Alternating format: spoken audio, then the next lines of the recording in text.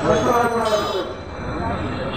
সর্বপ্রথম ধন্যবাদ জানাই আজকে সাংবাদিক যেসব শুভাকাঙ্ক্ষী এই গণতন্ত্রের উদ্যোগীরা এই গণতন্ত্রে উপস্থিত হয়েছে। আরো ধন্যবাদ জানাই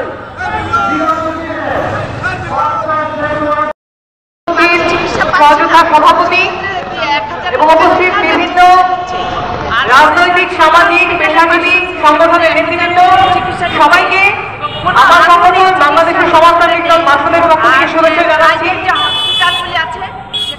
বন্ধুগণ, আপনারা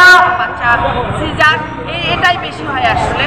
তো সেই ক্ষেত্রে আমাদের যে হসপিটাল আধুনিক একটি হসপিটাল চিন্ময়ী হসপিটালটা আমরা এই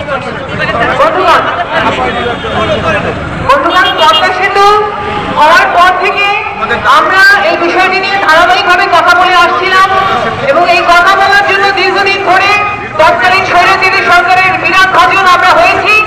আমরা বারবার বলেছি সরেলের রাস্তা করার কথা। পদ্মা সেতু হওয়ার প্রথম মাসে একটি পরিসংখ্যান পাওয়া গিয়েছিল যে সেখানে সড়ক দুর্ঘটনায় শুধু এই রাস্তায় 25 জন মানুষের মৃত্যু হয়েছে। তারপর থেকে আর কোনো পরিসংখ্যানের হিসাব রাখা হয়নি।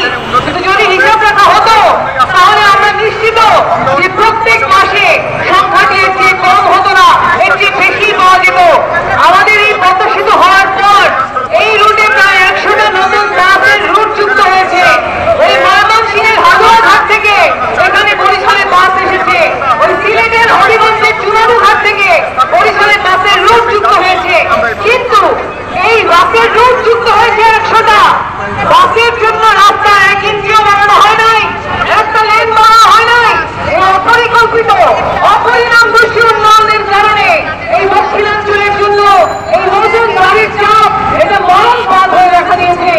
আমরা আসলে বুক পেতেছিলাম যে আজকে যখন স্বৈরাচারী সরকার গিয়েছে নতুন সরকার এসে জনগণের কথা শুনবে, কিন্তু নতুন সরকার এসে কতক্ষণ সংবিধান পরিবর্তন করে, কতক্ষণ গণপরিষদ গঠন করে, কতক্ষণ সেকেন্ড রিপাবলিক হবে কিনা সেইটা নিয়ে গবেষণা করে। কিন্তু দক্ষিণাঞ্চলের মানুষের জন্য অত্যন্ত প্রয়োজনীয় সরেলের রাস্তার জন্য 1 থেকে বরাদ্দ হয় নাই। আমরা অবাক হয়ে যাই কেমন করে এরকম অপরিণামদর্শী সিদ্ধান্ত এই সরকার নিতে পারে। আমরা অবিলম্বে দাঁড়িয়ে যাচ্ছি সরেলের রাস্তা দক্ষিণাঞ্চলের জন্য কোনো বিলাসিতা না। সরেলের রাস্তা দক্ষিণাঞ্চলের জন্য প্রয়োজন। সরেলের রাস্তা দক্ষিণাঞ্চলের মানুষের জীবন